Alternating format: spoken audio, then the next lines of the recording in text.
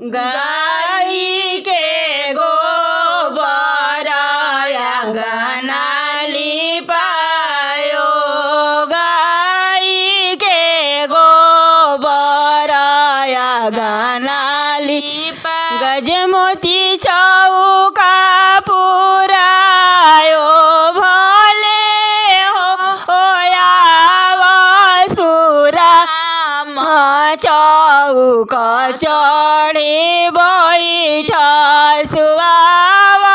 सुरा आम चौक चढ़े राम के लीलारा चंदन भाला शोभे। राम के लीलारा चंदन भाला तिलक शोभे लीला सुनो जी यावसुराम चौक चढ़े बैठ सुराम चौक चढ़े राम के अंगे जोड़ा भाला शोभे।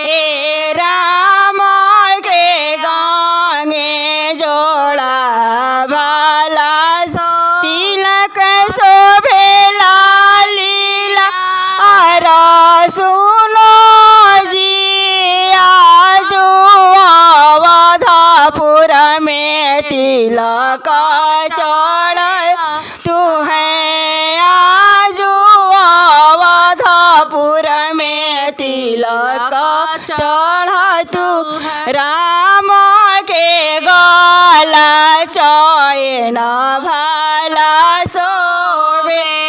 राम के गला चैन तिलक शोभे लीला भले हो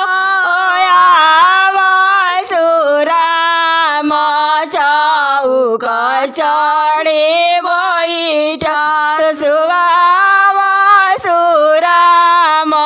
चौक चढ़े राम के संगे सीता भाला शोभे।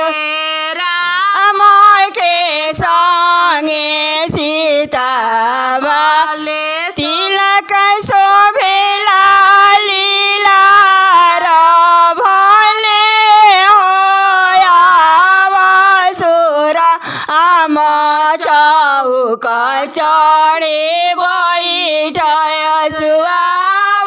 सुराम चौक चढ़े बैठ।